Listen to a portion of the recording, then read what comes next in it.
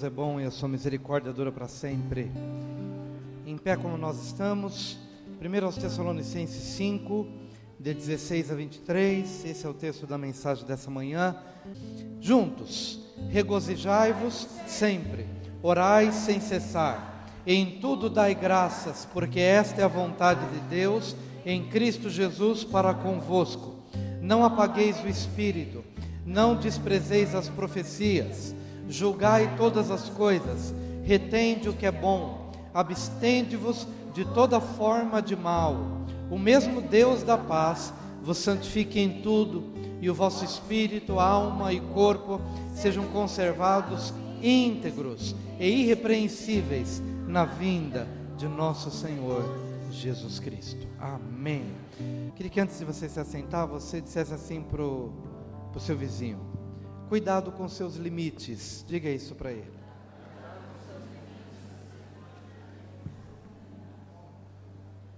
Pode se assentar, meu amado.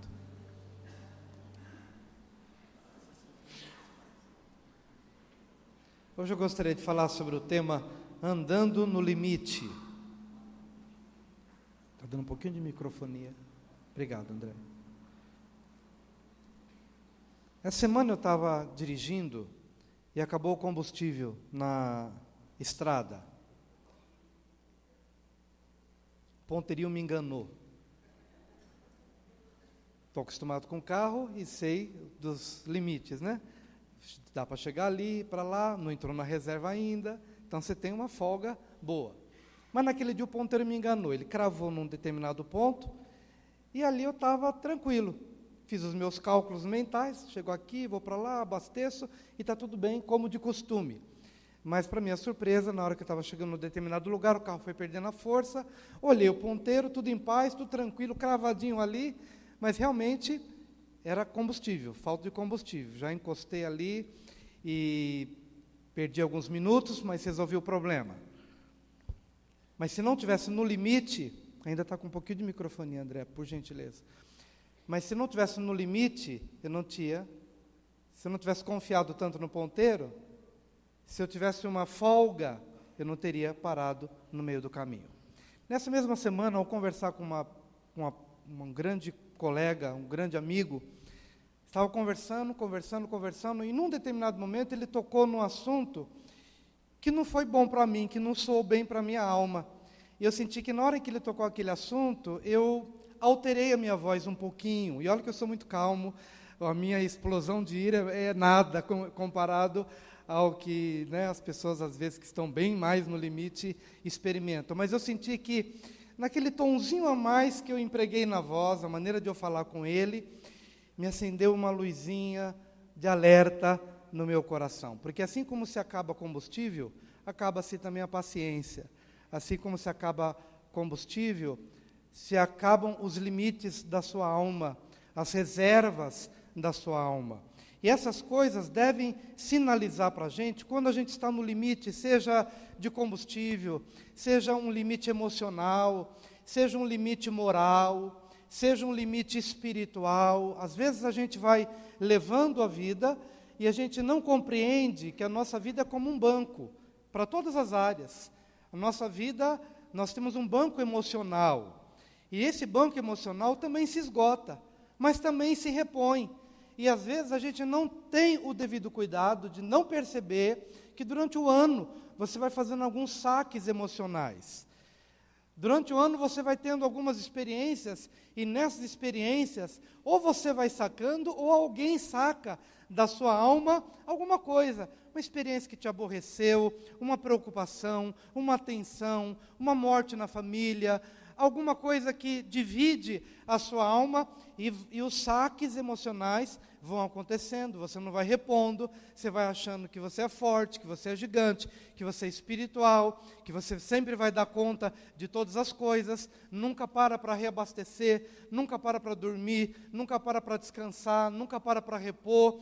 Você vai levando a vida fazendo saques ou permitindo que as pessoas vão fazendo saques na sua vida, ou as circunstâncias vão fazendo saque, e quando chega um determinado momento, acaba-se a gasolina, acaba-se a paciência, acaba-se a tolerância, e é justamente nessa hora, meu amado, que nós estamos propensos a tomar decisões erradas.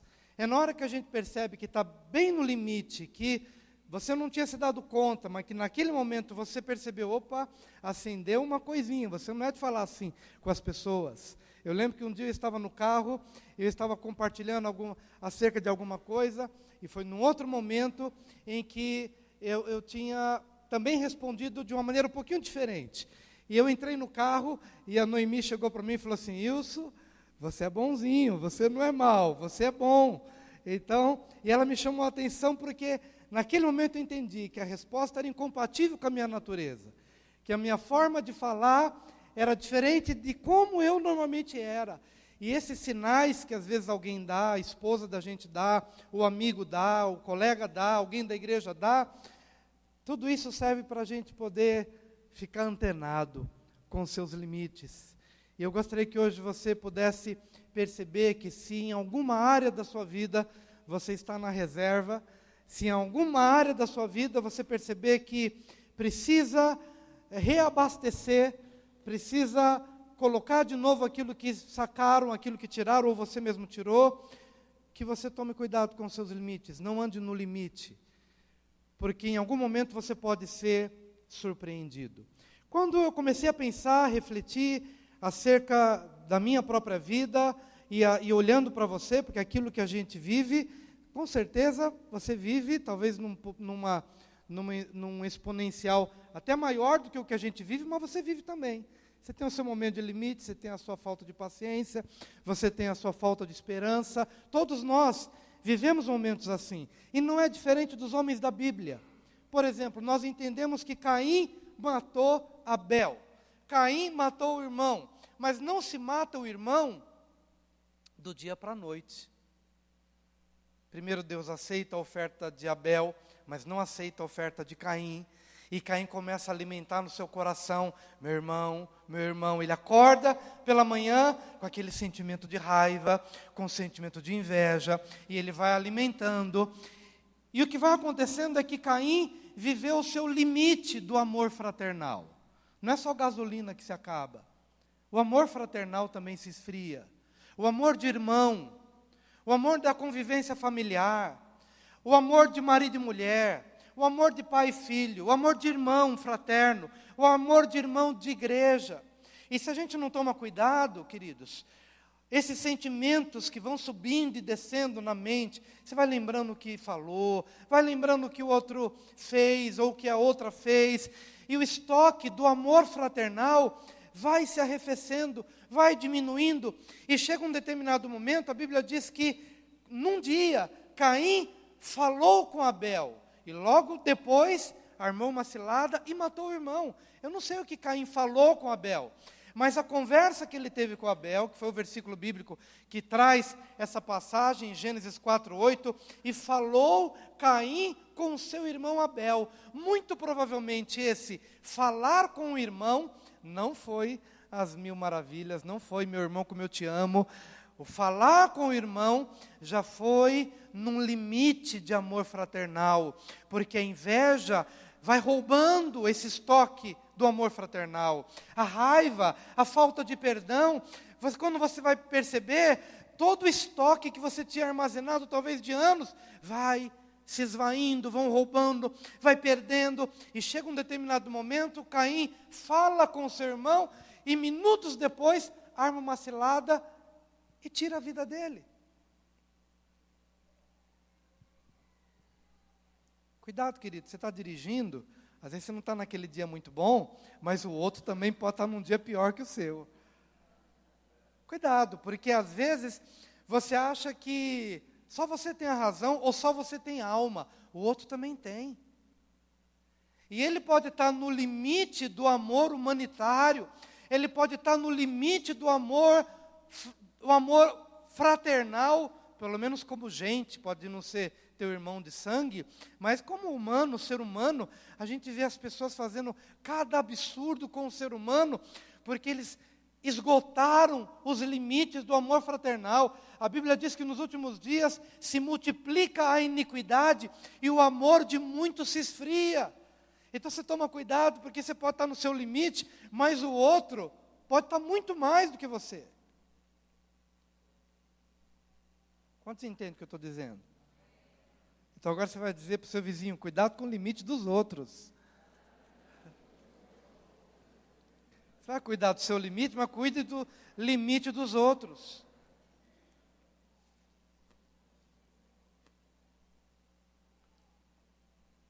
Cuidado quando você perceber, meu amado, que está se arrefecendo o seu amor pelas pessoas, está se arrefecendo o seu amor pela família, que o estoque de tolerância, de amor, de graça, de perdão, vai se esvaindo, vai diminuindo. Cuidado, meu querido, porque ninguém mata o irmão como Caim matou Abel do dia para a noite.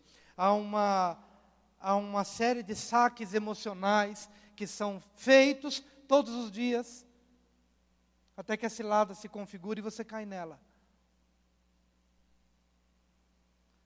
Quantos aqui conhecem o Moisés da Bíblia? Oh, Moisés. Moisés é uma bênção. A Bíblia diz que Moisés era o homem mais manso da terra. Não era assim. Ele tinha matado um homem há 40 anos atrás, ele tinha matado alguém.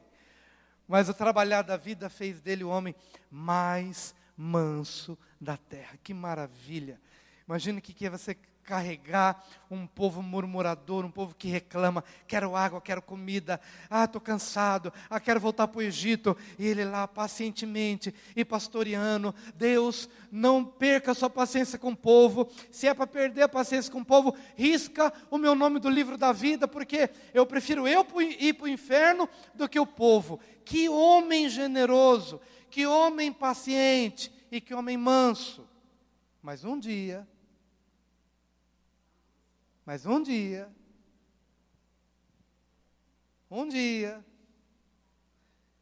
ele estava no limite da tolerância. E o povo pede água. E ele já tinha feito tantos milagres, Deus tinha feito tantos milagres através da vida dele, mas naquele dia, ou naquele período da vida, ele estava com estoque quase que zero de tolerância. E o povo pediu água para ele, e sabe o que ele fez? Deus deu uma estratégia e disse, olha, fala a rocha, porque da rocha a água verterá para o povo todo. Mas ele estava tão indignado com o povo, a tolerância era zero, tinha um personagem humorístico no passado que era tolerância zero, né? E ele estava na tolerância zero, naquele dia, naquele período da vida, ele estava na tolerância zero, e então ele pegou a vara, não era para bater na rocha, era para falar a rocha. Só falaria e resolveria.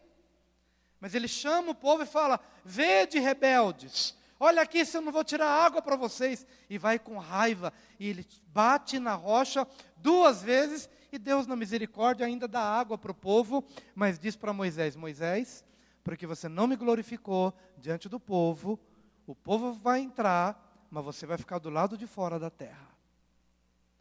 Imagina, queridos, alguém que pagou o preço que ele pagou, 40 anos levando um povo rebelde, mas estoque de tolerância, naquele dia, ele ficou fora da terra prometida.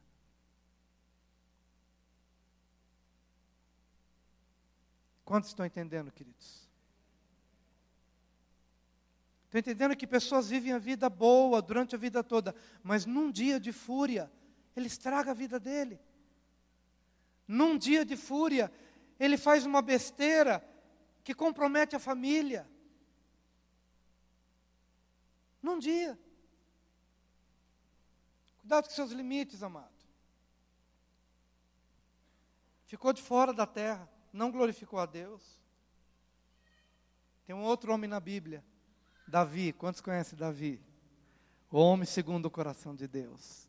O homem abençoado, o homem cheio de graça.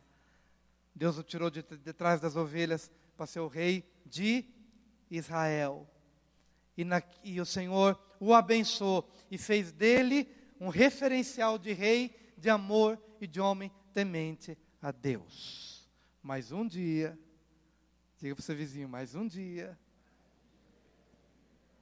no tempo em que os reis saem à guerra, ele mandou seus emissários, ele mandou seus generais, olha, vocês vão lá guerrear, Porque ele estava no limite da vigilância.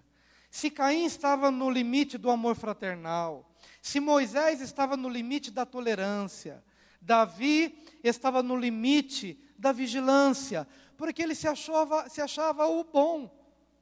Está tudo bem, está tudo sob controle, é tempo de ir à guerra, mas eu tenho gente capacitada que vai no meu lugar.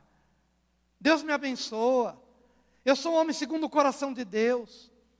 E naquele dia, queridos, ele baixou a guarda da vigilância, porque ele achou que tudo estava tão bem, tudo estava tão tranquilo e tão estável. Ele baixou a guarda, era tempo de guerra, mas sabe o que ele fez? Mandou um para cá, outro para lá, todo mundo guerreando, conquistando terras. O que ele fez? Ele subiu, talvez dormisse até mais tarde, acordou, foi para o terraço e ficou lá, contemplando a vida. E viu uma mulher bela, se banhando. Ela era casada. Ele mandou perguntar quem ela era. Disseram, ela tem marido, ela é esposa de Urias. Não importa. Está tudo tão bem na minha vida. Está tudo tão tranquilo na minha vida que eu posso ter o que eu quiser. Não há limites para mim. Sou homem de Deus, Deus me ama e Deus me abençoa.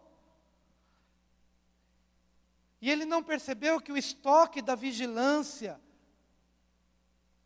estava já chegando no seu limite. E ele mandou chamar a mulher, e ele se deitou com ela. A mulher ficou grávida, e a partir dali ele maquiou uma situação, arquitetou um plano para mandar matar o marido. O marido dela morre, ele adultera com a mulher, manda matar, colocar o marido na linha de frente da batalha, só para esconder o pecado dele. O homem morre na guerra, ele recebe a mulher, o filho nasce desse relacionamento, morre por conta do pecado de Davi. Deus abençoou o segundo filho, mas a partir dali, uma semente de violência entrou na família de Davi e na linhagem dele. Deus continuou amando Davi, mas Davi não precisava ter passado pelo que ele passou. Porque ele não se deu conta, como às vezes a gente não se dá conta, de que os nossos estoques vão diminuindo e a gente não vai percebendo. Ora é do amor fraternal e a gente explode com as pessoas. Ora é da vigilância e a gente tropeça e prejudica a nossa vida e a nossa casa.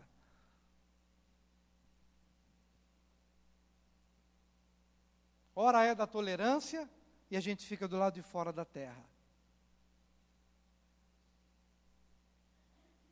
Quantos entendem? Quantos conhecem Sansão? Ô, Sansão maravilhoso. Só gente boa que tem aqui na Bíblia, gente. É só gente boa que tem na Bíblia. Sansão era um homem cheio do Espírito. Ele quebrava correntes. Ele transportava portões nos ombros. Ele fazia, acontecia, ele rasgava leão, ele rasgava o animal que vinha contra ele rasgava, com a força do Espírito. Que homem abençoado! Mas um dia, só que para Sansão foi mais do que um dia. Sansão vai contando a história, não foi só um dia não. Mais 2 dias, mais 3 dias, mais 4 dias. Deus diz, Sansão, você é forte demais, mas você precisa de disciplina, meu filho. Porque quanto mais você se vê forte, mais você precisa de disciplina. Quanto mais Deus te usa, mais você precisa de disciplina para ficar no seu lugar. Por isso que Deus sabia da fragilidade dele e já o colocou num voto de Nazireu. Olha, o voto de Nazireu é assim: você não vai comer da uva, nem beber do vinho, para você não se embriagar. Você não vai cortar o cabelo, porque você tem um voto um sinal de fidelidade a Deus, um voto de Nazireu. E você não vai tocar em coisa morta, em morto, em cadáver. Por quê? Eu quero que você ande nos limites, porque você é tão bom, você é tão forte, as coisas acontecem tanto na tua vida, que se você não respeitar limites, e se você não tiver disciplina na sua vida, você vai se perder. Não era para comer uva, e ele é achado no meio da vinha. Não é para tocar em cadáver, mas o cadáver está cheio de mel, então ele toca no cadáver para comer do mel. Não é para cortar o cabelo, mas ele deita no colo da prostituta porque está tão perto do pecado, porque viveu a vida toda no limite da disciplina. Você pode viver no limite do amor fraternal, você pode viver no limite da tolerância, você pode de repente viver no limite, tudo que eu estou dizendo aqui, mas também no limite da disciplina.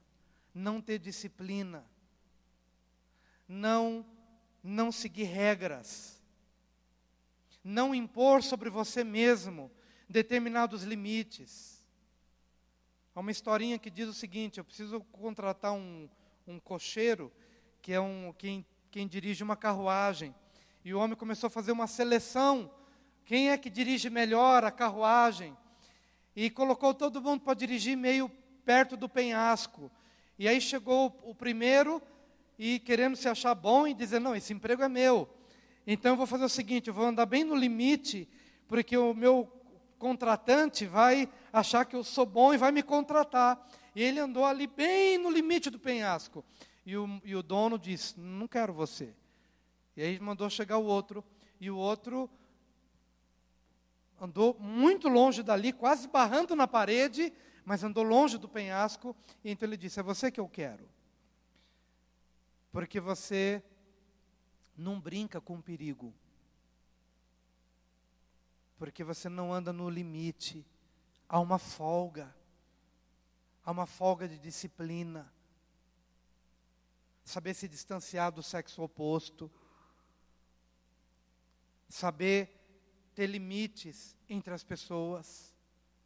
Ter cuidado com as conversas. Ter cuidado com o Facebook. Ter cuidado com os e-mails que talvez o marido não possa ler, ou a esposa não possa ver, a foto que talvez você tenha baixado, mas que ninguém pode ver, só você. E Sansão era assim, queridos. Sansão, por ver que a unção de Deus era forte sobre a vida dele, então ele viveu uma vida indisciplinada.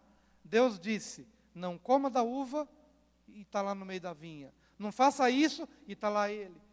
O pai chegou para ele e disse o seguinte, escuta, tem tanta mulher que você poderia gostar, namorar e casar aqui do nosso meio, e você vai se namorar por uma filisteia. E ele disse, sim pai, porque só ela me agrada, eu quero essa mulher, eu quero porque quero essa mulher. Por quê, queridos? Não tem limites, quer fazer a sua vontade, quer fazer só o que lhe agrada.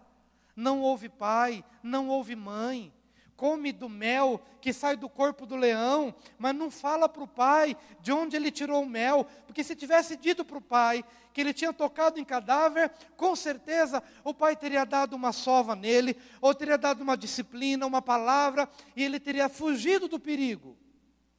Mas não fala para ninguém, não fala para o pai, não fala para a mãe, não fala para Deus, não fala para o melhor amigo. Está sempre andando no limite da disciplina.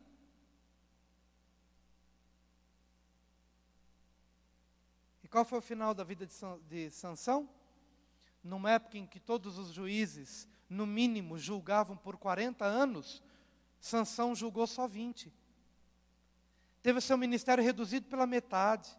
E terminou cego, rodando o moinho, para agradar a quem ele deveria ter destruído. No templo de Dagon, com o templo caído na sua cabeça e tendo morrido ali.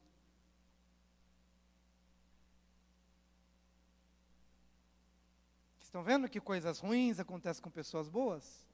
Não só por força das circunstâncias, mas porque as nossas escolhas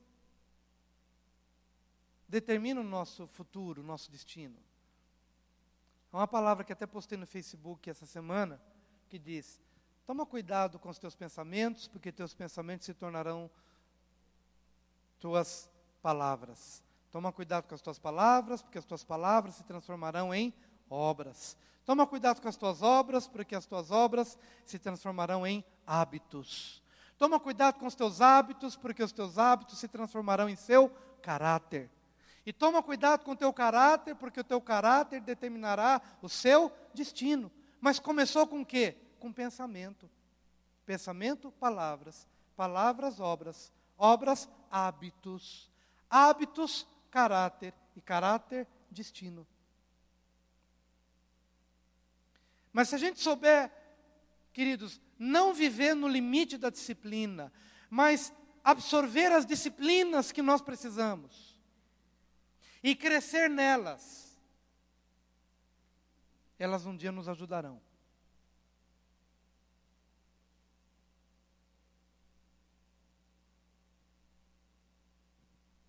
E Lucas 21:34, a última, Lucas 21:34, e olhai por vós, não aconteça que os vossos corações se carreguem de glutonaria, de embriaguez e dos cuidados da vida, e venha sobre vós de improviso aquele dia. O que o Senhor Jesus está falando da última geração que antecede a vinda do Senhor, é que essa geração, dos dias da volta do Senhor, será uma geração com estoque baixíssimo de espiritualidade. Será uma geração, nos dias da volta do Senhor, uma geração que sabe comer muito, mas sabe orar, mas não sabe orar. Será uma geração que bebe muito, mas não sabe jejuar. Será uma geração que sabe dançar muito, celebrar muito, participar dos convívios sociais numa intensidade muito grande, mas em contrapartida, será uma geração pobre, espiritualmente falando. Espiritualmente falando. Porque será uma geração que vai viver no limite da espiritualidade. Onde se fala para jejuar, talvez seja a coisa mais absurda do mundo. Onde se fala para participar de uma reunião de oração, onde se fala para se ter uma disciplina espiritual, é a coisa mais difícil do mundo. Mas basta um e-mail dizendo, olha, hoje nós vamos ter um momento social. Opa, estou aí, já estou aí. E vocês entendem muito bem o que eu quero dizer, porque a gente precisa de tudo. De social também, de vida em comum também. Estou falando de uma outra coisa, estou dizendo que que o Senhor Jesus está dizendo que aquela geração dos últimos dias que antecede a volta do Senhor, será uma geração pobre de espiritualidade. Isso está implícito no versículo 34, que diz, e olhai por vós. Ele não está falando do mundo não, ele está falando da igreja, ele está falando de Israel, ele está falando para aqueles a quem foi conferido os oráculos eternos, os oráculos divinos, a palavra bendita do Monte Sinai, a palavra bendita dos púlpitos. Olhai por vós, não aconteça que os vossos corações se carreguem de glutonaria, se carreguem de embriaguez e dos cuidados da vida, e venha sobre vós de improviso aquele dia. Por que de improviso aquele dia? Porque assim como se acaba a gasolina, acaba-se amor fraternal, acaba-se tolerância, acaba-se vigilância e acaba-se espiritualidade também. Se eu não renovo o estoque de espiritualidade na minha vida, e se eu não faço isso acontecer todos os dias, diga para o seu vizinho, todos os dias. Todos os dias. Diga assim, do jeitinho que eu estou falando, fecha os olhinhos assim e fala assim para ele, todos os dias. Diga isso para ele assim, ó. Todos os dias. Todos os dias. Todos os dias. Todos os dias. Eu preciso me reabastecer, espiritualmente falando. Todos os dias. Todos os dias andar com Deus, todos os dias cuidar dos meus olhos, todos os dias cuidar dos meus ouvidos, todos os dias cuidar da minha boca, todos os dias cuidar do meu coração. O Senhor está dizendo: olhai por vós mesmos, para que o vosso coração não se encha de glutonaria. Olhai por vós mesmos, para que o vosso coração não se encha de embriaguez e dos cuidados desta vida. Cuidado para que você não tenha um estoque grande das coisas que te enchem deste mundo, mas vai se consultar o teu estoque espiritual, não tem nada. Não tem um versículo bíblico decorado, não tem uma leitura bíblica feita, não há uma marquinha no joelho sequer, não tem nenhum arranhãozinho no joelho sequer, não tem nenhum sinal de que a sua testa tenha encostado no chão, para você orar e buscar a Deus. Não tem nada, não tem vestígio de espiritualidade. É o sinal da geração que antecede a volta do Senhor. Eu quero dizer, queridos, que o nosso estoque espiritual precisa estar cheio todos os dias. O estoque da espiritualidade, o estoque do amor fraternal, o estoque da tolerância, o estoque da vigilância.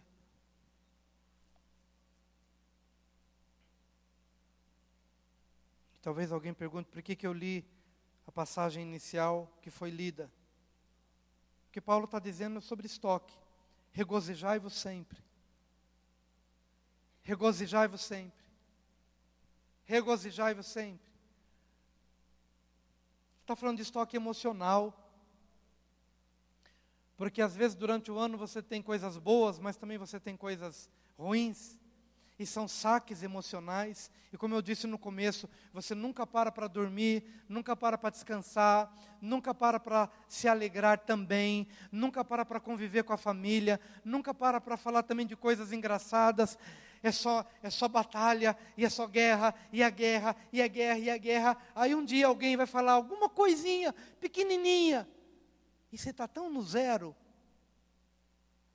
E Paulo está dizendo: reabasteça as suas emoções, regozijai-vos, regozijai-vos.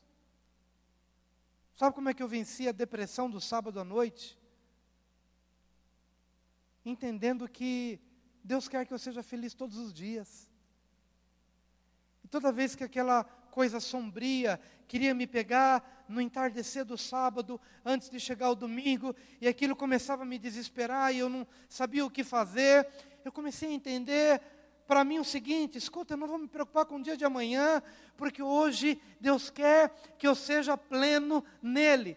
Hoje Ele quer que eu me alegre, hoje Ele quer que eu me regozije nele, a minha alegria está nele, não depende de um dia, não depende de uma hora, de um momento, eu sou feliz.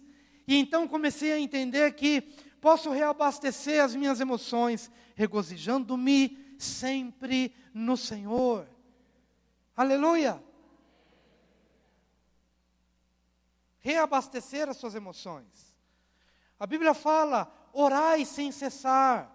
Ele está dizendo sobre estoque devocional. E devocional fala sobre devoção. Devoção a Deus. Às vezes somos devotados ao trabalho.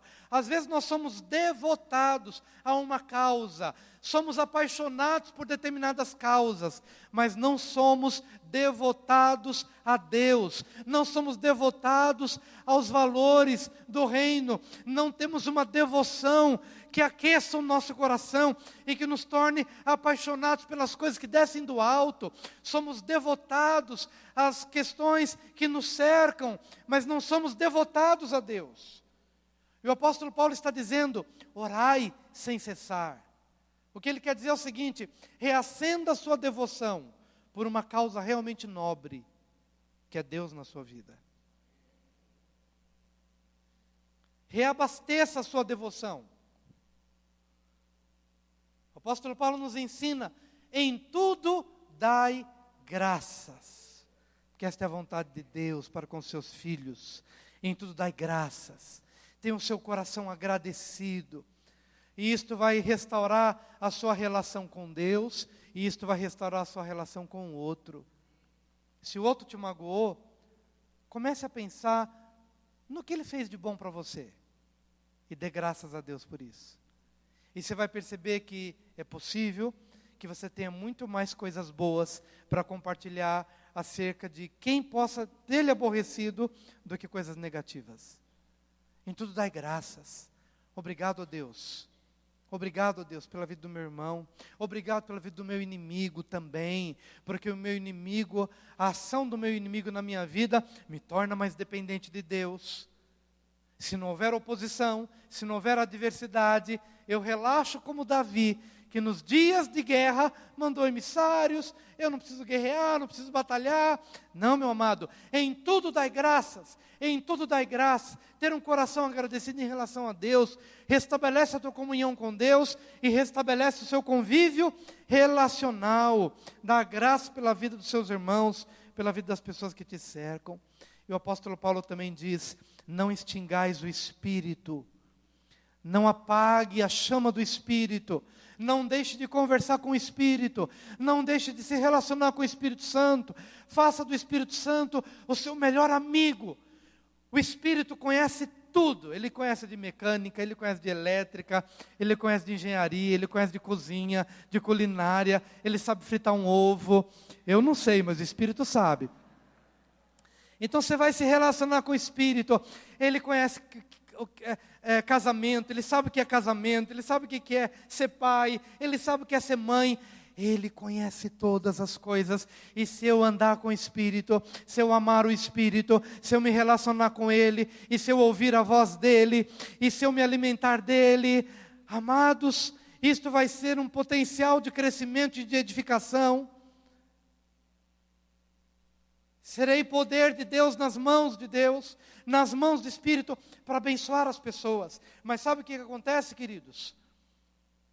A gente às vezes apaga a chama do Espírito Santo na nossa vida, por excesso de comida, por excesso de bebida, por excesso de inveja, por excesso de brigas, por excesso de coisas que nós vamos enchendo a nossa mente, o nosso corpo. O Espírito vai se esvaindo, o estoque de Espírito vai se esgotando, e a palavra de Deus está dizendo, não extingais o Espírito, volte a uma relação viva com o Espírito,